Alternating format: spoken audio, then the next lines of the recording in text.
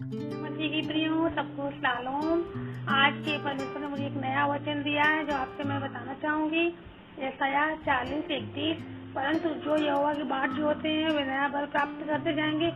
वे उकाबों के समान उड़ेंगे, वे दौड़ेंगे और श्रमित न होंगे, चलेंगे और थकित न होंगे। आमीन, हालेलुया।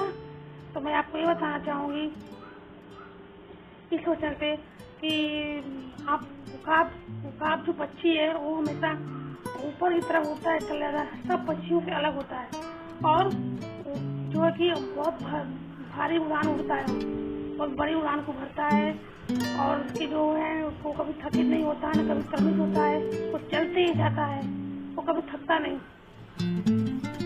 आंधी तूफानों में भी वो चले जाता है।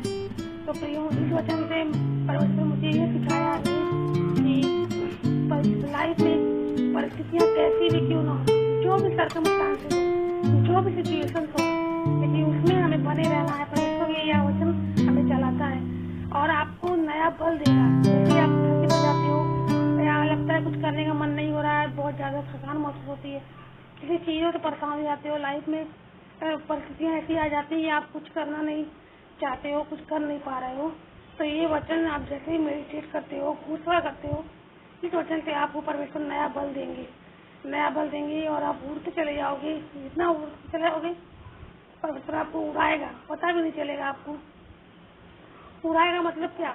आपको परमेश्वर नया बल देगा, आप एक ताकत से भरेगा, पवित्र आत्मा की सामर्थ्य से भरेगा कि आप कोई भी काम आसानी से कर सकते हो और कोई परिस्थितियाँ क्यों ना आ जाए उसमें आप आसानी पूर्वक ओवरकम हो सकते हो। परिस्थितियों में आप जो है सामना कर सकते हो और अच्छे से रह सकते हो। और जो है कि ये वचन जो है ताकत देता है, इसलिए न कोई बुढ़ा है, न कोई बूढ़ा है, न कोई जवान है, सब जवान है, सब परमेश्वर में जवान है, क्योंकि ये वचन ताकत देता है, काम करने के लिए बल देता है।